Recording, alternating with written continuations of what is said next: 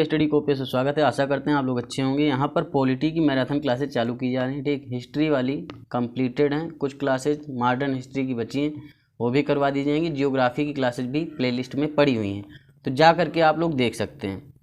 और घटना चक्र की मैराथन क्लासेज जो भी है ना, UPPSC, RO, PCS, SC RO, one day exam सबके लिए बहुत ही ज़्यादा इंपॉर्टेंट है।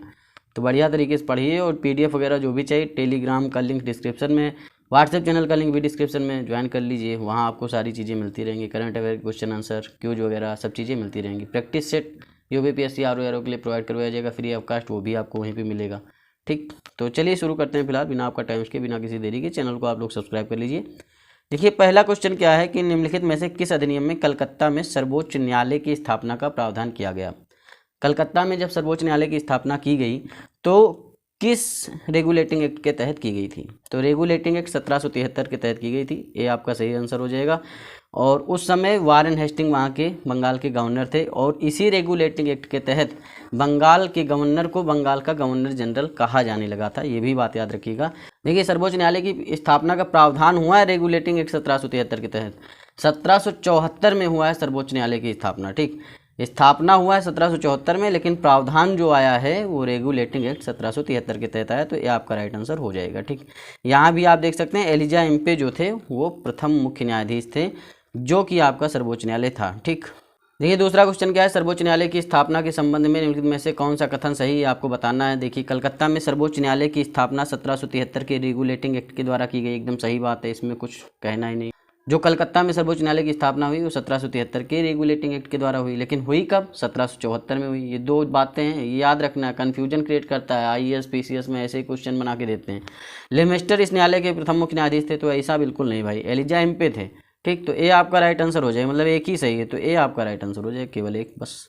क्वेश्चन नंबर 3 है, यहाँ पर आपको सूची 1 को सूची 2 से मिलान करना है। तो पहला क्या है कि नियंत्रण परिषद की स्थापना कब हुई, मतलब बोर्ड ऑफ कंट्रोलर कब आया भारत में। तो पिट्स इंडिया एक्ट के तहत आया था। ठीक, 1784 में। तो ए का आपका दूसरा हो जाएगा। ठीक, वहीं सर्वोच्च न्यायालय की स्थापना कब हुई, तो नियामक अधिनियम 1773, ये तो आपको पता ही है। इंग्लिश मिशनरियों को भारत में कार्य करने की अनुमति कब मिली, तो भाई ये चार्टर अधिनियम 1813 के तहत मिल गई थी। इसमें कुछ नहीं बताना है भाई, चार्टर एक्ट जो आया 1813 में, उसी के तहत इंग्लिश मिशनरी जो थी उन्हें भारत में कार्य करने की अनुमति मिल गई। गवर्नर जनरल की परिषद में जो है, ये पूरा क्वेश्चन देखिए, पूरा क्वेश्चन क्या है, गवर्नर जनरल की परिषद में कानूनी सदस्य की नियुक्ति, तो ये आपका चार्टर अधिनियम 1833, ये आपका तीसरा हो जाएगा, और इसका दूसरा, इसका पहला। तो ए का दूसरा, बी का पहला, ए का दूसरा और बी का पहला कहाँ पे है, बस देख लीजिए, बी में है, बी राइट आंसर हो जाएगा। अब देखिए 4th नंबर क्वेश्चन, इसमें बताना है निम्नलिखित में से किससे किनसे, ठीक, भारत में अंग्रेजी शिक्षा की नींव पड़ी। तो अंग्रेजी शिक्षा की नींव पढ़ने के क्या क्या कारण थे, कौन कौन से एक्ट के द्वारा ये अंग्रेजी शिक्षा की नींव पड़ी है। तो पहला क्या है, 1813 का चार्टर एक्ट, बिल्कुल सही बात। जो 1813 का चार्टर एक्ट था उसके तहत भी अंग्रेजी शिक्षा की नींव पड़ी है। General committee of public instruction 1823 के तहत जो है, जो पैसे 1813 में पास हुए थे वो यहाँ पर दे दिए गए, तो दूसरा भी सही है। प्राच्यविद एवं आंग्लविद विवाद, ये भी सही है। प्राच्यविद मतलब होता है प्राचीन जो शिक्षा है, और आंग्लविद मतलब होता है जो अंग्रेजी शिक्षा है।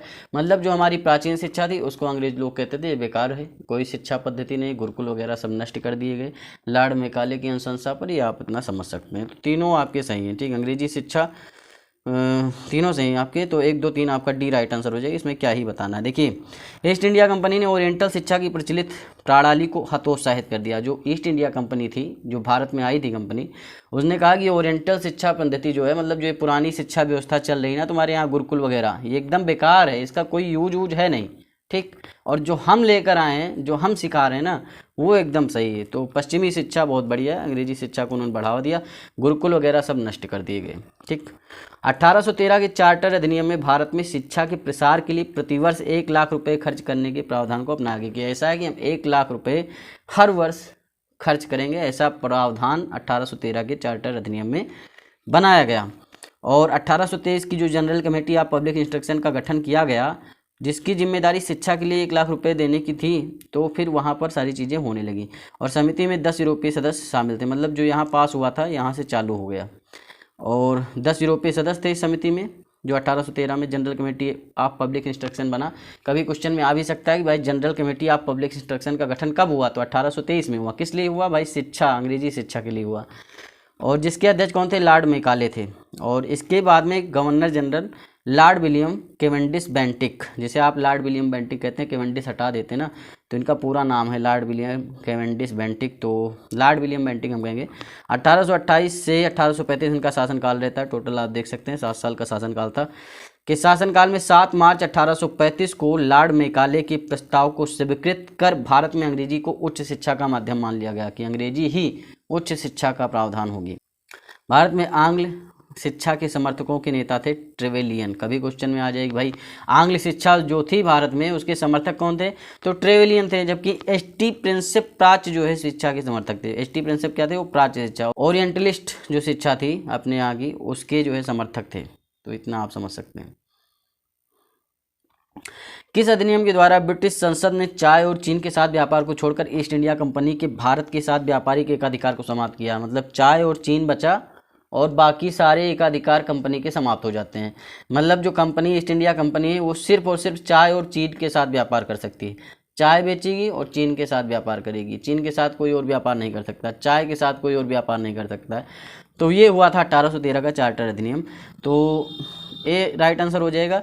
1813 का जो चार्टर अधिनियम होता है उसी के तहत ईस्ट इंडिया कंपनी से कहती है, ब्रिटिश सत्ता जो होती है, वहाँ की क्राउन जो होती है, महारानी होती हैं, वो कहती हैं ऐसा है बेटा तुम कुछ नहीं करोगे, तुम चाय और चीन 2 चीज़ संभालो, ठीक, और जितने भी व्यापारिक एकाधिकार हैं सब तुम्हारे समाप्त कर दिए जाते हैं और शासन सत्ता देखो, ठीक।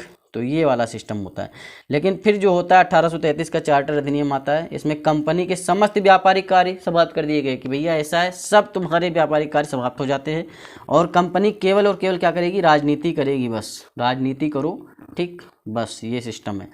तो 1833 में राजनीति के लिए सौंप दिया गया कि कंपनी सिर्फ राजनीति करेगी, प्रशासन संभालेगी और व्यापारिक एकाधिकार पूर्णतः समाप्त हो गया।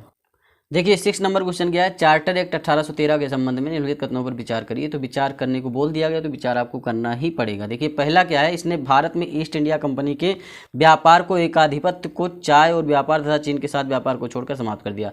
कहने का मतलब क्या है कि भारत में जो ईस्ट इंडिया कंपनी का व्यापार एकाधिपत्य था वो सिर्फ चाय और चीन पर ही रह गया और सब चीज़ को छोड़ दिया कंपनी ने। तो एकदम सही बात है। और इसने कंपनी द्वारा अधिकार में लिए गए भारतीय राज्य क्षेत्रों पर ब्रिटिश राज क्राउन की संप्रभुता को सुदृढ़ कर दिया। तो एकदम सही बात है, जो आपके कंपनी द्वारा अधिकार में लिए गए भारतीय राज्य थे तो उस पर ब्रिटिश राज जो थी, क्राउन थी, ठीक, उनकी संप्रभुता को सुदृढ़ कर दिया क्योंकि अब चीज़ें क्या हैं, धीरे धीरे क्राउन के हाथ में जाने लगी हैं। भारत का राजस्व ब्रिटिश संसद के नियंत्रण में आ गया। एकदम गलत बात है भाई, भारत का राजस्व जो है वो 1858 में ब्रिटिश संसद के अंतर्गत आएगा, अभी नहीं आएगा। जब 1857 का विद्रोह होगा और डायरेक्ट जो है ईस्ट इंडिया कंपनी के हाथ से कमान कहाँ चली जाएगी, आपके ब्रिटिश संसद में चली जाएगी, महारानी के हाथ में चली जाएगी, तब जो है भारत का राजस्व ब्रिटिश संसद के अंतर्गत आएगा, ठीक। तो आप देख सकते हैं यहाँ 3 नहीं हो, केवल 1 और 2 होगा, तो ए राइट आंसर हो जाएगा। बस IAS में आया हुआ क्वेश्चन है, आप समझ सकते हैं। देखिए 7 नंबर क्वेश्चन क्या है कि किस अधिनियम ने भारतवासियों को अपने देश के प्रशासन में कुछ हिस्सा लेना संभव बना दिया। कि भाई आप कुछ हिस्सा तो ले ही सकते हैं, प्रशासन में ले सकते हैं, शासन में ले सकते हैं। तो भारतवासियों को अपने देश के प्रशासन में कुछ हिस्सा लेने का अधिकार कब से मिलना चालू हो गया, तो चार्टर एक्ट 1833 के तहत ये उन्हें अधिकार मिलने लगा, ठीक। तो ए आपका राइट आंसर हो जाएगा। चार्टर एक्ट 1833 की धाराओं में सबसे महत्वपूर्ण धारा संख्या 87 थी, जिसमें यह कहा गया कि किसी भी भारतीय अथवा क्राउन की देशज प्रजा को अपने धर्म, जन्म स्थान, वंशानुक्रम, वर्ण अथवा इनमें से किसी एक कारणवश कंपनी के अधीन पद अथवा सेवा के अयोग्य नहीं माना जा सकेगा। कालांतर में राजनीतिक आंदोलन में 1833 एक्ट की यह धारा प्रशासन में भागीदारी हेतु मुख्य आधार बनी। बस इतनी सारी बात है। अब ब्रिटिश ताज के अंतर्गत जो भारतीय समाज है, ठीक, भारतीय शासन है, भारतीय राजनीति, वो आ जाती है। ये पहला क्वेश्चन क्या है, UPPCS प्री में आया हुआ क्वेश्चन है, इतना आप समझ सकते हैं, बढ़िया क्वेश्चन है। निम्नलिखित में से किस अधिनियम के अंतर्गत भारतीय विधान परिषद को बजट पर बहस करने की शक्ति प्राप्त हुई। मतलब जो भारतीय विधान परिषद थी उसको बजट जो पास होता है ना उस पर बहस करने की एक शक्ति प्राप्त हुई। तो कब प्राप्त हुई, तो ये जो शक्ति प्राप्त होती है भारतीय परिषद अधिनियम 1892 के तहत प्राप्त होती है। तो बी आपका राइट आंसर हो जाएगा। याद रखिएगा, प्री में आया क्वेश्चन है, यहाँ आप डिटेल में देख भी सकते हैं। 1892 के भारतीय परिषद अधिनियम ने विधान परिषद के कार्यों में वृद्धि की। इसके तहत बजट पर बहस करने की शक्ति दी गई, परंतु मतदान का अधिकार नहीं था। मतलब मतदान नहीं दे सकते थे। बजट पर बहस कर सकते हो लेकिन मतदान का अधिकार नहीं मिलता है। इस अधिनियम के तहत 6 दिन की पूर्व नोटिस पर कार्यपालिका से प्रश्न पूछने की अनुमति दी गई थी, परंतु पूरक प्रश्न पूछने का अधिकार नहीं था, ठीक। ये आप समझ सकते हैं, पूरक प्रश्न आप नहीं पूछ सकते हैं। ब्रिटिश भारत में सांप्रदायिक प्रतिनिधित्व की व्यवस्था निम्नलिखित में से किस अधिनियम द्वारा की गई थी? जो सांप्रदायिक प्रतिनिधित्व था, मुसलमानों को जो है अलग से आरक्षण दिया गया था, ठीक, तो ये आपको पता है मार्ले मिंटो सुधार था, उसी के तहत 1909 भी आपका राइट आंसर है। बहुत फेवरेट क्वेश्चन आप लोगों का। भारतीय परिषद अधिनियम 1909 मार्ले मिंटो सुधार 1909 के द्वारा ब्रिटिश भारत में सर्वप्रथम सांप्रदायिक प्रतिनिधित्व की व्यवस्था की गई, जिसके अंतर्गत मुसलमानों के पृथक निर्वाचन मंडल का प्रावधान किया गया। बस इतनी सारी बात। निम्नलिखित में से किस एक अधिनियम द्वारा भारत में संघीय न्यायालय की स्थापना कर दी गई? संघीय न्यायालय कब स्थापित होता है? देखिए, सर्वोच्च न्यायालय जो सबसे पहले स्थापित होता है वो 1773 के रेगुलेटिंग एक्ट के तहत होता है, ये तो आपको पता ही है। लेकिन यहाँ बात की गई संघीय न्यायालय की स्थापना कब हुई और किस अधिनियम के तहत हुई है? तो भारत सरकार अधिनियम 1935 के तहत होती है, लेकिन स्थापना होती है 1937 में। तो यहाँ 1935 है न 37 है बस। और न्यायालय की स्थापना किस अधिनियम के तहत पूछ रहा है? तो भारत सरकार अधिनियम 1935। तो डी आपका राइट आंसर हो जाएगा। यहाँ आप देख सकते हैं। वैसे संघीय न्यायालय की स्थापना की बात करें तो 1 अक्टूबर 1937 को भारत सरकार अधिनियम 1935 के अंतर्गत की गई। स्थापना होती है 1 अक्टूबर 1937 को, लेकिन किस अधिनियम के तहत होती है? भारत सरकार अधिनियम 1935 के तहत। तो ये आप याद रखिएगा। भारत का संघीय न्यायालय निम्नलिखित में से किस वर्ष में स्थापित किया गया? ठीक, तो ये आपका 1937 में किया गया। भी आपका राइट आंसर हो जाएगा। देखिए, यहाँ 1935 आप नहीं लगा सकते हैं। क्यों? क्योंकि संघीय न्यायालय किस वर्ष स्थापित किया गया था ये पूछा है, ये नहीं पूछा गया किस अधिनियम के तहत किया गया है। तो 1937 राइट आंसर होगा। इसी तरीके से क्वेश्चन फंसाते हैं। देखिए, मेंस में आया क्वेश्चन है, केंद्र में द्वैध शासन किस अधिनियम के अंतर्गत स्थापित किया गया? तो जो केंद्र था उसमें द्वैध शासन लगा दिया गया। तो द्वैध शासन केंद्र में किस अधिनियम के अंतर्गत लगाया गया भाई? तो 1935, भारत सरकार अधिनियम 1935 के तहत। देखिए, प्रांतों में जो द्वैध शासन लगा था वो भारत सरकार अधिनियम 1919 के तहत लगा था, लेकिन भारत सरकार अधिनियम 1935 के तहत आपके केंद्र में द्वैध शासन लग जाता है। सी राइट आंसर हो जाएगा। ठीक, देखिए, भारत सरकार अधिनियम 1935 के अंतर्गत केंद्र में द्वैध शासन एक नए अखिल भारतीय संघ की स्थापना तथा प्रांतों में द्वैध शासन व्यवस्था को समाप्त करने का प्रावधान किया गया। प्रांतों में द्वैध शासन का उपबंध 1919 के अधिनियम द्वारा किया गया था। केंद्र में द्वैध शासन के तहत संघीय विषयों को 2 भागों में बांट दिया गया। भाई, आरक्षित विषय और एक है हस्तांतरित विषय। तो ये आप समझ सकते हैं, 2 विषयों में बांटा गया था। निम्नलिखित में से किस अधिनियम ने केंद्र में द्वैध शासन प्रणाली को स्थापित किया? तो केंद्र में द्वैध शासन की बात आ जाए तो भारत सरकार अधिनियम 1935, लेकिन प्रांत में आएगा तो फिर प्रांतीय स्वायत्तता। अगर प्रांत में आता है तो 1919 हो जाएगा। ठीक, 1919 के भारत शासन अधिनियम की निम्नलिखित में से कौन सी प्रमुख विशेषता या विशेषताएं हैं? तो प्रांतों की कार्यकारिणी सरकार में द्वैध शासन की व्यवस्था की गई। एकदम सही बात है, प्रांतों में द्वैध शासन लगा दिया गया। ठीक, मुसलमानों के लिए पृथक सांप्रदायिक निर्वाचक मंडल की स्थापना, ये बिल्कुल गलत बात है। 1909 में हुआ था, मार्ले मिंटो सुधार जिसे कहा जाता है। केंद्र द्वारा प्रांतों को विधायनी शक्ति का हस्तांतरण, ये भी सही है। जो केंद्र है उसने प्रांतों को विधायनी शक्ति का हस्तांतरण कर दिया। तो 1 और 3 आपका सही, सी आपका राइट आंसर हो जाएगा। IAS प्री में आया क्वेश्चन है, देख सकते हैं। ठीक, भारत शासन अधिनियम 1919 ब्रिटिश संसद के द्वारा पारित अधिनियम था, जिसका उद्देश्य भारतीय शासन में भारतीयों की भागीदारी को बढ़ाना था। इस अधिनियम को भारत सचिव एडविन मॉन्टेग्यू एवं वायसराय लॉर्ड चेम्सफोर्ड के कार्यकाल में पारित किया गया। इस अधिनियम के द्वारा राज्यों में द्वैध शासन की स्थापना की गई, जिसके तहत प्रत्येक राज्य में राज्य के प्रशासनिक विषयों को 2 श्रेणियों में बांट दिया गया। आरक्षित विषय थे, हस्तांतरित विषय थे। आरक्षित विषय प्रांतीय गवर्नर एवं उसकी कार्यकारी परिषद के तहत रखे गए थे, जबकि हस्तांतरित विषयों का उत्तरदायित्व प्रांतीय विधायिका के प्रति उत्तरदायी मंत्रियों के हाथ में सौंपा गया था। निम्नलिखित में से किसने ब्रिटिश भारत में प्रांतीय स्वायत्तता की शुरुआत की है? तो देखिए, प्रांतीय स्वायत्तता शुरुआत कहाँ से होती है? 1919 से ही हो जाती है, क्योंकि प्रांतों में द्वैध शासन लग जाता है तो कुछ चीज़ें प्रांतों को भी मिलने लगती हैं। ठीक, तो धीरे धीरे जो 1935 आता है तो पूरी तरीके से प्रांत स्वायत्त हो जाते हैं। लेकिन शुरुआत कहाँ से होती है? तो शुरुआत आपकी भारत सरकार अधिनियम 1919 से होती है। डी आपका राइट आंसर हो जाएगा। भारतीय विधान पालिका प्रथम बार द्विसदनीय बनाई गई, मतलब जो भारत की विधान पालिका थी वो 2 सदनीय हो गई। तो कैसे हो गई भाई? वो आपके 1919 के भारत सरकार अधिनियम के द्वारा। सी राइट आंसर हो जाएगा। UPPCS मेंस में आया क्वेश्चन है। देखिए, 1919 के भारत सरकार अधिनियम द्वारा केंद्र में द्विसदनीय विधान पालिका की स्थापना की गई। ऊपरी सदन राज्य परिषद कहलाता था। ठीक, जो ऊपरी सदन था उसे हम क्या कहते थे? राज्य परिषद कहते थे। और अवधि बैठक से 5 वर्ष तक। तथा इस अधिनियम की धारा 18 के तहत इसके 60 सदस्यों में से अधिकतम 20 सदस्य सरकारी हो सकते थे। निचला सदन केंद्रीय विधानसभा होता था, जिसे जो निचला सदन होता था उसे केंद्रीय विधानसभा कहते थे। केंद्र में कौन सा एक्ट द्विसदनीय विधायिका लाया था? तो ये आपको पता है 1919 का एक्ट था। निम्नलिखित कथनों पर विचार करिए। देखिए 1919 के मॉन्टेग्यू चेम्सफोर्ड सुधारों में 21 वर्ष से अधिक आयु की सभी महिलाओं के लिए मताधिकार की संस्तुति की गई। एकदम गलत बात है। कुछ विशेष वर्गों की महिलाओं को ही मताधिकार की संस्तुति की गई थी, मतलब जो हाई क्लास सोसाइटी में महिलाएं होती थी, ठीक, उच्च वर्ग की, उन्हें ही मताधिकार का अधिकार था, इतना आप समझ सकते हैं। 1935 के गवर्नमेंट ऑफ इंडिया एक्ट में विधानमंडल में महिलाओं के लिए आरक्षित स्थानों का प्रावधान किया गया। ये एकदम सही है, ठीक, तो दूसरा सही हो जाएगा। यहाँ देख सकते हैं केवल 2 आपका राइट आंसर हो जाएगा। भारतीय सिविल सेवा के संदर्भ में निम्नलिखित कथनों में से कौन सा कथन सही है आपको बताना है, ठीक। भारत सरकार अधिनियम 1919 में भारतीय सिविल सेवा के लिए एक अलग परीक्षा का प्रावधान किया गया जो भारत में होनी थी। एकदम सही बात है, एकदम सही बात है, इसमें कोई दो राय नहीं है। भारतीय सिविल सेवा में 1941 में भारतीयों का प्रतिशत यूरोपवासियों से अधिक था। ये भी सही बात है, दोनों सही। 1941 आते आते भारतीय जो थे वो यूरोपवासियों से ज़्यादा IAS ऑफिसर बन गए थे, मतलब ICS, उस समय ICS ही कहा जाता था। भारत में आधुनिक मेरिट आधारित सिविल सेवा का प्रारंभ 1854 में लंदन में सिविल सेवा आयोग की स्थापना से हुआ था। 1855 से इस हेतु प्रतियोगी परीक्षा लंदन में ही आयोजित की जाने लगी। भारतीयों को लगातार मांग के बावजूद यह परीक्षा भारत में न होकर लंदन में होती रही।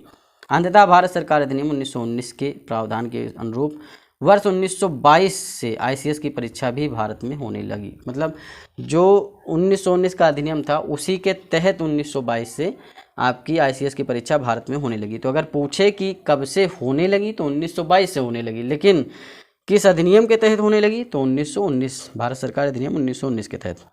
तो जो सबसे पहले ये परीक्षा हुई इलाहाबाद में, उसके बाद में दिल्ली में। 1930 के दशक के अंत तक यूरोपवासियों की उपलब्धता भारतीय सिविल सेवा में कम होती गई तथा इस सेवा में 1941 तक स्पष्ट रूप से भारतीयों का प्रतिशत यूरोपीय वासियों से अधिक हो चुका था, ठीक। देखिए केंद्रीय विधानसभा के निम्नांकित में से कौन सा निर्वाचन जो है भारत शासन अधिनियम 1919 के तहत हुआ? मतलब जो भारत शासन अधिनियम 1919 का है उसके तहत केंद्रीय विधानसभा का कौन सा निर्वाचन हुआ है? तो 1926 वाला हुआ है, ठीक, और 1945, 1937 वाला नहीं, ये तो 1935 के तहत हुआ है। तो A और C आपका राइट आंसर हो जाएगा, ठीक। तो A और C आपका राइट आंसर हो जाएगा, तो ये आपका C आप आंसर लगा दीजिए। इसमें क्या ही सोचना है, आगे बढ़ सकते हैं।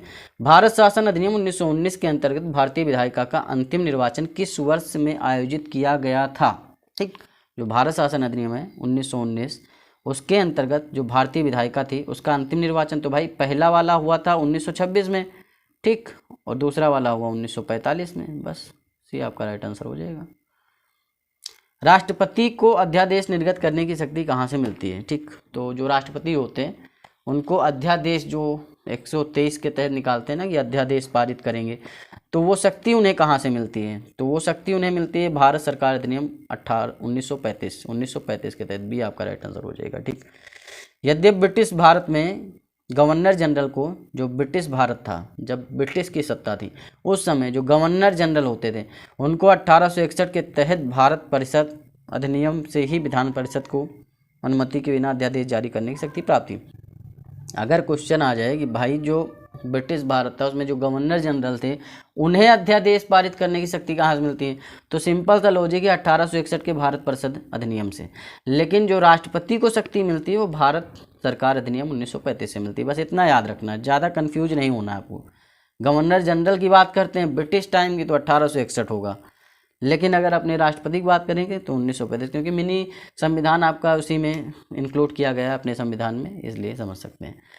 निम्नलिखित में से किस अधिनियम द्वारा संवैधानिक निरंकुशता का सिद्धांत प्रवृत्त किया गया? तो संवैधानिक निरंकुशता का सिद्धांत 1935 के भारत सरकार अधिनियम के द्वारा जो है प्रेरित किया गया, ठीक।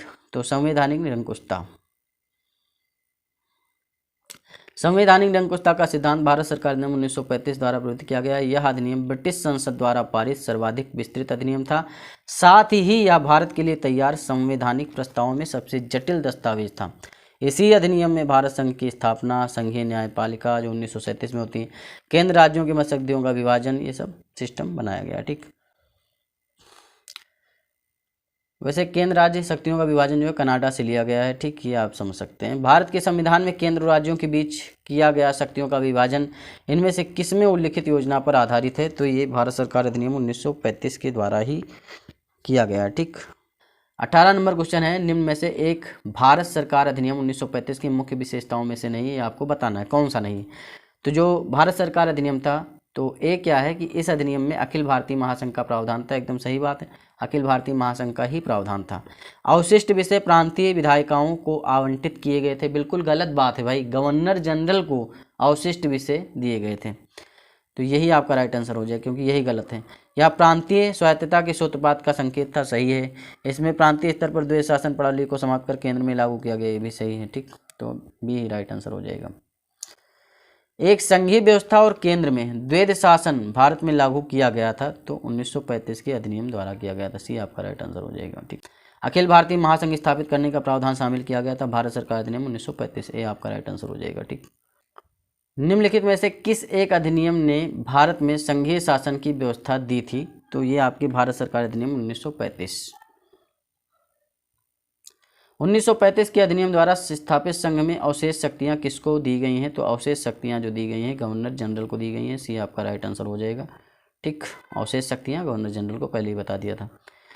निम्नलिखित में से कौन सा एक भारत शासन अधिनियम 1935 में स्वीकार किया हुआ महत्वपूर्ण और स्थायी अवयव नहीं है? ये आपको बताना है। तो देश के लिए लिखित संविधान ये अवयव नहीं था, और विधानमंडल के निर्वाचित एवं जवाबदेह प्रतिनिधि ये थे। एक संघ की योजना पर विचार ये भी था। विधानमंडल के लिए सरकारी सदस्यों का समायोजित किया जाना ये भी था। देश के लिए लिखित संविधान का प्रावधान इसमें नहीं था। ये राइट आंसर हो जाएगा। यूपी पीसीएस मेंस में आया क्वेश्चन है। 1935 का गवर्नमेंट ऑफ इंडिया एक्ट क्यों महत्वपूर्ण है? तो क्यों महत्वपूर्ण है भाई? क्योंकि यह भारतीय संविधान का मुख्य स्रोत है, इसीलिए महत्वपूर्ण है। ये राइट आंसर हो जाएगा। सबसे ज़्यादा जो आपके भारतीय संविधान पर प्रभाव पड़ता है वो भारत सरकार अधिनियम 1935 का ही पड़ता है। ठीक, अब देख सकते हैं भारत का वर्तमान संवैधानिक ढांचा बहुत कुछ जो 1935 के भारत शासन अधिनियम पर ही आधारित है, जैसे संघात्मक सरकार की स्थापना है, केंद्र में द्वैध शासन की स्थापना है, प्रांतों में द्वैध शासन और स्वायत्त शासन की स्थापना, द्विसदनीय केंद्रीय मंत्रिमंडल विधानमंडल, प्रांतीय शासन व्यवस्था, प्रांतीय विधानमंडल, केंद्र एवं प्रांतों के मध्य शक्तियों का विभाजन, फेडरल न्यायालय की स्थापना, ये सब जो है आपका वहीं से है। ठीक, निम्नलिखित अधिनियमों में से किस अधिनियम के फलस्वरूप बर्मा, जो बर्मा है आज के डेट में म्यांमार कहा जाता है, वो भारत से अलग हो जाता है? तो किस अधिनियम के तहत अलग होता है? ये क्वेश्चन बहुत बार आया है, रिपीटेड क्वेश्चन है, वनडे एग्जाम में भी आता है। ठीक, तो गवर्नमेंट ऑफ इंडिया एक्ट 1935 के तहत। सी आपका राइट आंसर हो जाएगा, इसमें कुछ नहीं बताना आपको। अब संविधान सभा एवं संविधान निर्माण प्रक्रिया के ऊपर क्वेश्चन आंसर किए जाएंगे। ठीक, देखिए भारत के लिए संविधान की रचना है, संविधान सभा का विचार निम्नलिखित में से सर्वप्रथम किसने प्रस्तुत किया? मतलब सबसे पहले किसने जो है ये प्रस्तुत किया कि भाई एक संविधान होना चाहिए अपने देश के लिए, मतलब जो हम नियम कानून बनाएं जिसके हिसाब से चलें। मतलब ये क्या होता है कि रोलेट एक्ट ले आए आप, ठीक, साइमन कमीशन ले आए, तो एक कानून होना चाहिए ना। तो उसके लिए सबसे पहले आपकी स्वराज पार्टी ने 1934 में जो है ये कहा था कि एक संविधान की रचना होनी चाहिए। तो ये आपका राइट आंसर हो जाएगा। ठीक, आईएएस प्री में आया क्वेश्चन है। और मई में कहा था 1934 रांची में स्वराज पार्टी ने आत्मनिर्णय के अधिकार की मांग की और एक प्रस्ताव पारित किया जिसमें कहा कि वयस्क मताधिकार के आधार पर निर्वाचित भारतीय प्रतिनिधियों की एक संविधान सभा होगी जो संविधान का निर्माण करेगी। भारतीयों की ओर से संविधान सभा की मांग करने का यह प्रथम अवसर था। स्वतंत्रता के पूर्व के दिनों में प्रारंभ में किसने संविधान निर्मात्री सभा का विचार प्रस्तुत किया है? तो ये दूसरा नंबर क्वेश्चन है, तो इसका आंसर क्या हो जाएगा? एमएन राय ने किया था। ठीक, जो स्वतंत्रता के पूर्व दिन थे उन्हीं के प्रारंभ में संविधान निर्मात्री सभा का विचार इन्होंने प्रस्तुत किया था। ठीक, वहीं अगर बात करते हैं हम, एक निर्वाचित संविधान सभा द्वारा भारत के संविधान का निर्माण करने का प्रस्ताव किया गया था, तो क्रिप्स मिशन के द्वारा। सी आपका राइट आंसर हो जाएगा। ठीक, एक निर्वाचित संविधान सभा द्वारा भारत के संविधान का निर्माण करने द्वितीय विश्व युद्ध के समाप्त होने के पश्चात का प्रस्ताव सर्वप्रथम क्रिप्स मिशन 1942 द्वारा किया गया था। ठीक, कैबिनेट मिशन योजना के अंतर्गत संविधान निर्मात्री परिषद में प्रत्येक प्रांत को आवंटित सदस्य संख्या निर्धारित करने के लिए एक प्रतिनिधि कितनी जनसंख्या के अनुपात में था? तो ये 10 लाख आपका राइट आंसर हो जाएगा। बी राइट आंसर हो जाएगा। ठीक, कैबिनेट मिशन वर्ष 1946 में भारत आया था। मिशन ने अपनी रिपोर्ट में संविधान सभा के गठन का एक सूत्र प्रस्तुत किया था जिसके आधार पर संविधान सभा निर्वाचित होनी थी और प्रांतों का एक प्रतिनिधित्व जनसंख्या के आधार पर होना था और इसके तहत मोटे तौर पर प्रति 10 लाख व्यक्तियों के ऊपर एक प्रतिनिधि के निर्वाचन की व्यवस्था प्रस्तावित की गई थी। ठीक, ये आप समझ सकते हैं। इन व्यक्तियों में से कौन कैबिनेट मिशन का सदस्य नहीं था? तो ये आपका विलियम वुड नहीं थे। ठीक, और स्टेफर्ड क्रिप्स थे और पैथिक लॉरेंस थे, एबी अलेक्जेंडर थे। और वहीं देखा जाए तो स्टेफर्ड क्रिप्स जो थे वो अध्यक्ष बोर्ड ऑफ ट्रेड थे, पैथिक लॉरेंस भारत सचिव थे और एबी अलेक्जेंडर नौसेना मंत्री थे। तो आप समझ सकते हैं विलियम हुड नहीं थे, ये राइट आंसर हो जाएगा। भारतीय संविधान सभा का गठन किया गया था तो किसके अंतर्गत किया गया था? भारत सरकार अधिनियम 1935 के तहत नहीं किया गया था, ठीक, तो ये आपका गलत हो जाएगा। वहीं क्रिप्स योजना के तहत भी नहीं किया गया था और कैबिनेट मिशन योजना 1946 के अंतर्गत, तो सी आपका राइट आंसर हो जाएगा, ठीक। 1946 में निर्मित अंतरिम सरकार में कार्यपालिका परिषद के उपसभापति थे तो जवाहरलाल नेहरू थे, ठीक। देखिए 7 नंबर क्वेश्चन क्या है, आईएएस प्री में आया क्वेश्चन है और 1946 में निर्मित अंतरिम सरकार में कार्यपालिका परिषद के उप सभापति कौन थे? तो जवाहरलाल नेहरू थे, ये आपका राइट आंसर हो जाएगा। 24 अगस्त 1946 को अंतरिम राष्ट्रीय सरकार की घोषणा इस व्यवस्था के साथ की गई कि अंतरिम सरकार 2 सितंबर 1946 को कार्यभार संभालेगी। वायसराय इसमें कार्यपालिका परिषद का पदेन अध्यक्ष था तथा जवाहरलाल नेहरू को उपाध्यक्ष या उपसभापति बनाया गया, ठीक। निम्नलिखित में से कौन अगस्त 1946 में गठित प्रथम अंतरिम राष्ट्रीय सरकार का सदस्य नहीं था? तो कौन नहीं थे भाई? देखिए सी राजगोपालाचारी थे, डॉक्टर राजेंद्र प्रसाद थे और जगजीवन राम भी थे। डॉक्टर एस राधाकृष्णन नहीं थे, तो सी आपका राइट आंसर हो जाएगा, ठीक। देखिए कैबिनेट मिशन योजना के आधार पर 24 अगस्त 1946 की घोषणा के तहत नवनिर्वाचित संविधान सभा से 2 सितंबर 1946 को भारत की अंतरिम सरकार का गठन किया गया और इसमें सी राजगोपालाचारी शिक्षा मंत्री, डॉक्टर राजेंद्र प्रसाद खाद्य एवं कृषि मंत्री, जगजीवन राम श्रम मंत्री थे, जबकि डॉक्टर एस राधाकृष्णन इस प्रथम अंतरिम राष्ट्रीय सरकार के सदस्य नहीं थे। बेवल योजना के अनुसार कार्यकारी परिषद में हिंदू और मुस्लिम सदस्यों की संख्या समान होती थी, ठीक, तो ये एकदम सही बात है, कथन आपका सही है। बेवल का विचार था कि ऐसी व्यवस्था से भारत का बंटवारा बच सकता है, तो ऐसा कुछ नहीं, कारण एकदम गलत है, तो आपका कथन सही है, कारण गलत है, इसलिए आपका राइट आंसर हो जाएगा। अब यहाँ पर देखिए अक्टूबर 1943 में लिनलिथगो के स्थान पर आर्किबाल्ड बेवल वायसराय तथा गवर्नर जनरल नियुक्त किए गए। वे भारतीय संवैधानिक गतिरोध को दूर करने के उद्देश्य से मई 1945 में लंदन गए। वहां उन्होंने भारतीय प्रशासन के संबंध में ब्रिटिश सरकार से विस्तार से बात की तथा कुछ प्रस्ताव रखे। 1945 जून 1945 में उन प्रस्तावों को लेकर के बेवल योजना के नाम से सार्वजनिक किया गया। तो बेवल योजना कब आता है? तो 1945 में आता है। 1945 में कब? जून में, तो ये आप याद रखेंगे। और बेवल योजना के प्रस्तावों में क्या था कि कार्यकारी परिषद में मुसलमान सदस्यों की संख्या हिंदुओं के बराबर होनी थी और परिषद में वायसराय तथा कमांडर इन चीफ को छोड़कर सभी सदस्यों का भारतीय होना, शीघ्र ही शिमला में एक सम्मेलन का बुलाया जाना तथा युद्ध समाप्ति के पश्चात भारतीयों के द्वारा खुद का संविधान बनाया जाना इत्यादि प्रावधान शामिल थे। कौन कौन से प्रावधान थे? फिर से देख लीजिए कि जो आपका परिषद है उसमें वायसराय तथा कमांडर इन चीफ को छोड़कर सभी सदस्य भारतीय होंगे, वायसराय और कमांडर को छोड़ करके, और शिमला में एक सम्मेलन का बुलाया जाना और युद्ध समाप्ति के पश्चात भारतीयों के द्वारा खुद का संविधान बनाया जाना, ये सब चीज़ें थी। भारत को पूर्ण सुशासन की दिशा में आगे बढ़ाना, संवैधानिक गतिरोध दूर करना, ये सब इसका उद्देश्य था। लेकिन इसमें कहीं भी ऐसा इनका उद्देश्य नहीं था कि हिंदू मुस्लिम एकता को दृढ़ करना है और जिससे भारत का विभाजन रुक सके, तो ये आप समझ सकते हैं।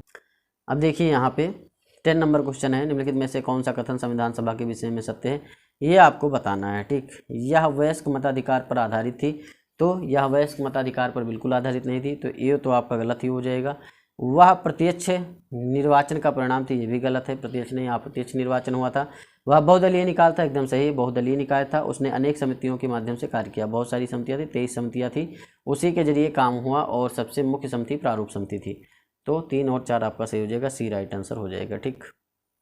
संविधान सभा के गठन के लिए राज्यों की विधानसभाओं का उपयोग निर्वाचक मंडल के रूप में किया गया, अतः संविधान सभा अप्रत्यक्ष निर्वाचन का परिणाम थी। इसका निर्वाचन वयस्क मताधिकार पर आधारित नहीं था। संविधान सभा में अनेक दलों के लोग शामिल थे। इस सभा ने अपने कार्यों का संचालन करने के लिए अनेक समितियों का गठन किया था, ठीक। 11 नंबर क्वेश्चन है, भारतीय संविधान सभा के संबंध में निम्नलिखित में से कौन से कथन सही हैं? यह वयस्क मताधिकार पर आधारित नहीं, तो एकदम सही बात है, वयस्क मताधिकार पर आधारित नहीं था। यह प्रत्यक्ष निर्वाचन का परिणाम थी, तो ये गलत बात है, अप्रत्यक्ष निर्वाचन का परिणाम था। यह बहुदलीय संरचना नहीं थी, नहीं बहुदलीय संरचना था, ठीक। और यह कई समितियों के माध्यम से कार्यरत थी, तो ए और डी आपका राइट आंसर हो जाएगा और बी और सी गलत है, तो ए और डी आपका क्या है? राइट आंसर है, ए आप टिक कर देंगे। 12 नंबर क्वेश्चन है, निम्नलिखित में से संविधान सभा के बारे में गलत कथन कौन सा है, ये आपको बताना है। इसमें बड़ी संख्या में समितियों की मदद से काम किया, उनमें से प्रारूप समिति सबसे महत्वपूर्ण थी, एकदम सही बात है। अल्पसंख्यक समुदाय जैसे ईसाई, एंग्लो इंडियन और पारसियों को सभी में पर्याप्त प्रतिनिधित्व दिया गया, ये भी सही है। इसका निर्वाचन सार्वभौम वयस्क मताधिकार के आधार पर किया गया, एकदम गलत बात है, क्योंकि ये वयस्क मताधिकार के आधार पर नहीं किया गया था।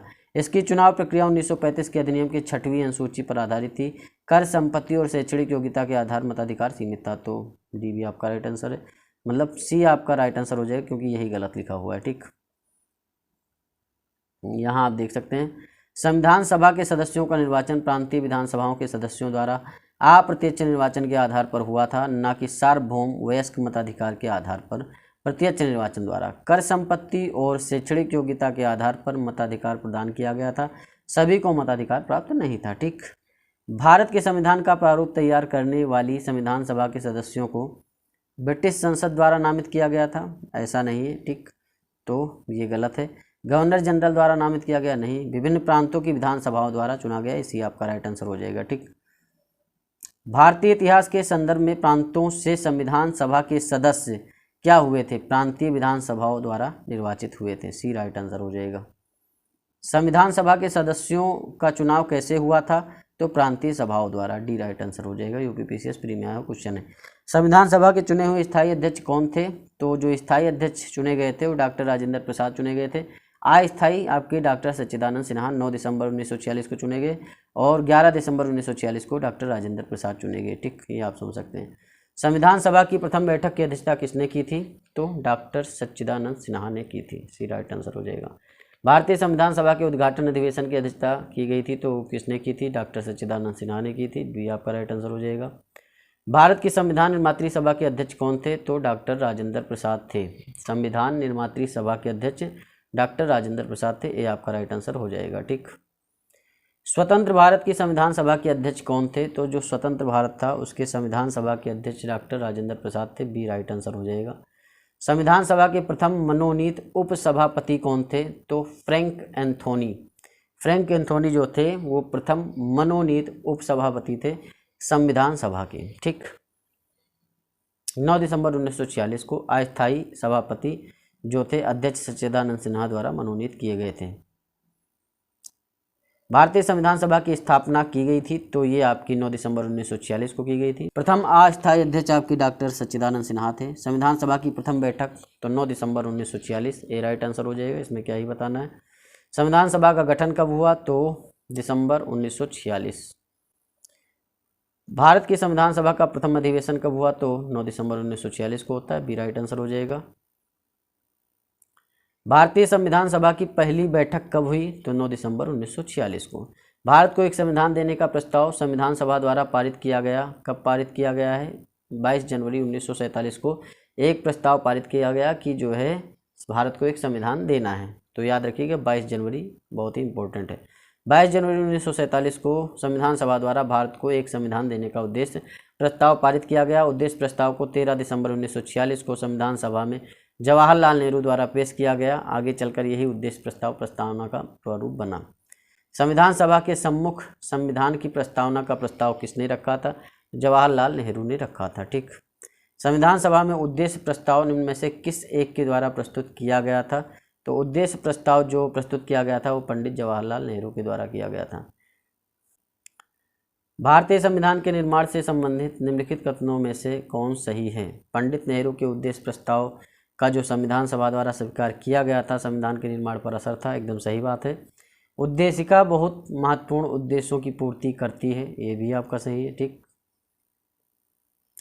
संविधान को भारत के लोगों ने आदेशित किया है, ये भी सही है। ठीक, राज्य के मुखिया के लोग अप्रत्यक्ष रूप से निर्वाचित करते हैं, नहीं गलत, अप्रत्यक्ष रूप से। तो 1, 2 और 3 ही सही है, ये राइट आंसर हो जाएगा। ठीक, यहाँ आप देख भी सकते हैं भारतीय संविधान के तहत राज्य के मुखिया अर्थात राष्ट्रपति का निर्वाचन लोगों द्वारा प्रत्यक्ष रूप से नहीं बल्कि अप्रत्यक्ष रूप से जनप्रतिनिधियों के माध्यम से किया जाता है। ठीक, ये आप समझ सकते हैं। भारतीय संविधान को बनाने हेतु भारतीय संविधान सभा के कुल कितने अधिवेशन हुए हैं? तो जो भारतीय संविधान उसे बनाने के लिए कुल जो अधिवेशन हुए कुल 12 अधिवेशन हुए, सी आपका राइट आंसर हो जाएगा। ठीक, 2 वर्ष 11 माह 18 दिन का समय लगा और इस दौरान कुल 11 अधिवेशन हुए। ठीक, ये आप समझ सकते हैं।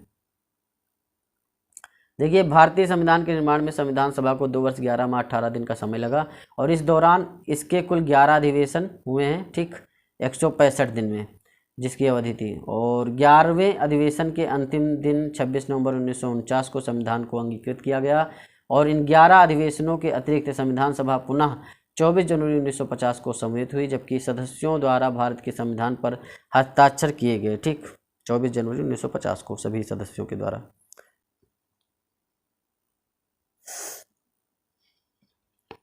भारत की संविधान सभा की अंतिम बैठक की सही तिथि को बताइए। तो जो अंतिम बैठक हुई है 24 जनवरी 1950 को हुई है। भारत के संविधान के निर्माण में संविधान सभा को कितना समय लगा? तो 2 वर्ष 11 माह 18 दिन। ये तो पता ही है आप सभी को। यहाँ पर मिलान करना है। तो संविधान सभा के पहले उपाध्यक्ष कौन थे? तो SC मुखर्जी थे, तो A का 4th हो जाएगा। वही प्रारूप समिति के मूलतः एकमात्र कांग्रेसी सदस्य के मुंशी थे। वहीं राजस्थान की रियासतों का प्रतिनिधित्व करने वाले संविधान सभा के अध्यक्ष कौन थे? तो ये आपके BT कृष्णामाचारी थे। और संघ संविधान समिति के अध्यक्ष कौन थे? तो जवाहरलाल नेहरू थे। तो A का चौथा हो जाएगा और B का तीसरा हो जाएगा। ठीक, A का चौथा और B का तीसरा आपका B में है, B आप लगा देंगे। भारतीय संविधान के निर्माण के समय संवैधानिक सलाहकार कौन थे? तो BN राव थे, C आपका राइट आंसर हो जाएगा। ठीक, भारतीय संविधान के निर्माण के समय वेनेगल नरसिंह राव जो थे वो संवैधानिक सलाहकार नियुक्त किए गए थे। भारतीय संविधान का प्रथम प्रारूप तैयार किया गया था, तो BN राव के द्वारा किया गया था। B आपका राइट आंसर हो जाएगा। संविधान सभा के संवैधानिक सलाहकार BN राव द्वारा संविधान का पहला प्रारूप तैयार किया गया, जिस पर विचार एवं परिवर्तन करके प्रारूप समिति द्वारा संविधान सभा के समक्ष संविधान का मसौदा प्रस्तुत किया गया। BN राव के मूल प्रारूप में 243 अनुच्छेद और 13 अनुसूचियाँ थी। ठीक, संविधान सभा में भारतीय संविधान का तृतीय वाचन कब प्रारंभ हुआ? तो तृतीय वाचन जो चला था वो 17 नवंबर 1949 से प्रारंभ होकर के 26 नवंबर 1949 तक चला था। तो यहाँ पूछा गया तृतीय वाचन कब प्रारंभ हुआ? तो यहाँ 17 नवंबर दे ही नहीं रखा है, तो सारे आंसर गलत हैं यहाँ पे। ठीक, ये आप समझ सकते हैं, यहाँ देख भी सकते हैं, लिखा हुआ है 17 नवंबर 1949 से 26 नवंबर 1949। भारत का संविधान पूर्ण रूप से तैयार हुआ 26 नवंबर 1949, B राइट आंसर हो जाएगा। ठीक, भारतीय संविधान को संविधान सभा द्वारा अंगीकृत किया गया, कब अंगीकृत किया गया? 26 नवंबर 1949, A राइट आंसर हो जाएगा। संविधान सभा द्वारा भारतीय संविधान को स्वीकृत किया गया था 26 नवंबर 1949 को। भारत का संविधान किस तिथि को अपनाया गया? तो 26 नवंबर 1949, B राइट आंसर हो जाएगा। भारतीय संविधान कब लागू हुआ था? तो भारतीय संविधान 26 जनवरी 1950 को लागू हुआ था।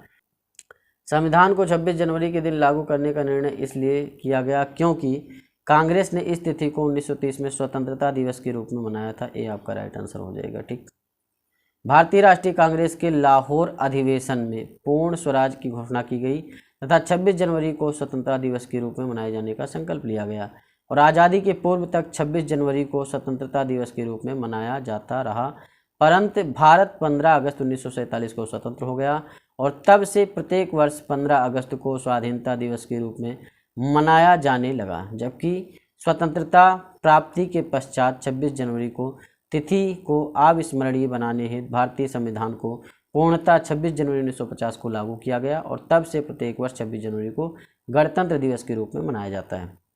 भारतीय संविधान दिवस मनाया जाता है तो कब मनाया जाता है भाई? ये आपका 26 नवंबर को मनाया जाता है। जो भारतीय संविधान दिवस 26 नवंबर 1949 को ही संविधान जो है बनकर तैयार हो गया था और इसे अंगीकृत कर लिया गया था। ठीक, भारतीय संविधान को अपनाया गया था तो संवैधानिक सभा द्वारा। ठीक, 26 नवंबर 1949 को अंगीकृत किया गया था। भारतीय संविधान को 26 नवंबर 1949 को किसके द्वारा अधिनियमित किया गया था? तो संविधान सभा द्वारा। A राइट आंसर हो जाएगा। ठीक, भारत का संविधान अंगीकृत एवं अधिनियमित हुआ था तो नवंबर 26 1949 को, C राइट आंसर हो जाएगा। ठीक, BR अम्बेडकर का संविधान सभा में निर्वाचन हुआ था तो बम्बई प्रेसिडेंसी से हुआ था, B राइट आंसर हो जाएगा। अब देखिए यहाँ पर पूरा चीज़ देख भी सकते हैं। वर्ष 1946 में संपन्न संविधान सभा के प्रारंभिक चुनाव में डॉक्टर भीमराव अम्बेडकर अविभाजित भारत के बंगाल प्रांत के पूर्वी भाग से निर्वाचित हुए थे। बाद में यह क्षेत्र पाकिस्तान में चले जाने के कारण डॉक्टर अम्बेडकर गढ़ती गणराज्य के बम्बई प्रेसिडेंसी के पूना संसदीय क्षेत्र से उपचुनाव में निर्वाचित होकर भारतीय संविधान सभा में सम्मिलित हुए और पूना सीट उनके लिए कांग्रेस के MR जयकर ने त्यागपत्र देकर रिक्त की थी। ठीक, तो समझ सकते हैं आप लोग। डॉक्टर भीमराव अम्बेडकर का जन्म और मृत्यु कब हुआ? तो जन्म इनका 1891 में होता है, मृत्यु इनकी 1956 में होती है। ठीक। भारतीय संविधान निर्माण में मुख्य भूमिका निभाने वाले डॉक्टर भीमराव अम्बेडकर का जन्म 14 अप्रैल 1891 को महू मध्य प्रदेश में तथा मृत्यु 6 दिसंबर 1956 को दिल्ली में हुई थी। 50 नंबर क्वेश्चन है, तृतीय गोलमेज सम्मेलन के विचार विमर्श की परिणति भारत सरकार अधिनियम 1935 के पारित होने के रूप में हुई। एकदम सही बात है। भारत सरकार अधिनियम 1935 ने ब्रिटिश भारत के सूबों और भारतीय रियासतों के एक संघ पर आधारित ऑल इंडिया फेडरेशन के गठन का उपबंध किया। तो ये भी सही, 1 और 2 दोनों सही, सी आपका राइट आंसर हो जाएगा। नीचे 2 वक्तव्य दिए गए हैं। कथन क्या है, भारत का संविधान देश की आवश्यकताओं की पूर्ति करता है। एकदम सही बात है।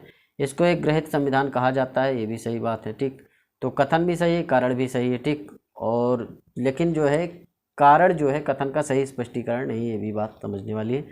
तो आपका क्या हो जाएगा, यहाँ पर ए और आर दोनों सत्य हैं। आर ए का सही स्पष्टीकरण है और ए और आर दोनों सत्य हैं, परंतु आर ए का सही स्पष्टीकरण नहीं है। बी आपका राइट आंसर हो जाएगा। ठीक। संविधान सभा में वयस्क मताधिकार को 15 वर्ष के लिए स्थगित करने की बात किसने की थी? तो ये आपके मौलाना आज़ाद ने की थी कि जो वयस्क मताधिकार है इसको 15 वर्ष के लिए स्थगित कर दिया जाए। सी राइट आंसर हो जाएगा। संविधान सभा में वयस्क मताधिकार विषय पर बहस के दौरान मौलाना अबुल कलाम आज़ाद ने वयस्क मताधिकार को 15 वर्षों के लिए स्थगित करने की वकालत की थी, किंतु डॉक्टर राजेंद्र प्रसाद एवं पंडित जवाहरलाल नेहरू ने जोरदार ढंग से इसे अपनाने के लिए इसका समर्थन किया था। निम्नलिखित में से किसने सुझाव दिया था कि भारत की स्वतंत्रता के बाद भारतीय राष्ट्रीय कांग्रेस को एक राजनीतिक दल के रूप में भंग कर दिया जाना चाहिए? तो ये महात्मा गांधी जी ने कहा था। डी राइट आंसर हो जाएगा। भारत की स्वतंत्रता के उपरांत महात्मा गांधी ने यह सुझाव दिया था कि भारतीय राष्ट्रीय कांग्रेस को अब एक राजनीतिक दल के रूप में भंग कर देना चाहिए। ठीक। 54 नंबर क्वेश्चन है, निम्नलिखित में से किसने कहा था एक संविधान एक मशीन की तरह बेजान चीज़ है, इसमें वे लोग जीवन फूंकते हैं जो इसका नियंत्रण करते हैं। भारत में बस कुछ ईमानदार लोगों की आवश्यकता है जिनके लिए राष्ट्रीय हित ही सर्वोपरि है। तो ये आपकी डॉक्टर राजेंद्र प्रसाद का कथन है। ये राइट आंसर हो जाएगा। अपनी राष्ट्रवादी प्रतिक्रिया में भारतीय संविधान के निर्माताओं ने अल्पसंख्यकों के हितों तथा भावनाओं के महत्व को कम करके आका। यह कथन किसका है? यह आइवर जेनिंग्स का कथन है। डी राइट आंसर हो जाएगा। किसने कहा था संविधान सभा कांग्रेस थी और कांग्रेस भारत था? ये आपके ऑस्टिन का कथन है। बहुत बार क्वेश्चन में आ चुका है, याद कर लीजिए। ये राइट आंसर हो जाएगा। भारतीय संविधान सभा में कुल कितनी महिला सदस्याएं थी? तो 15 थी। ये राइट आंसर हो जाएगा। तो यहीं पर अब विराम लेंगे, इसके बाद नेक्स्ट क्लास आपकी आएगी और इतने क्वेश्चन आंसर आपको करवा दिए गए। बढ़िया तरीके से प्रैक्टिस करिए। जो चीज़ें नहीं आती उसे आप नोट्स बनाइए, सही से लिखिए, समझिए। ठीक। और चैनल को सब्सक्राइब करिए, वीडियो को लाइक करिए, शेयर करिए। मिलते हैं नेक्स्ट वीडियो में। धन्यवाद, थैंक यू, शुक्रिया।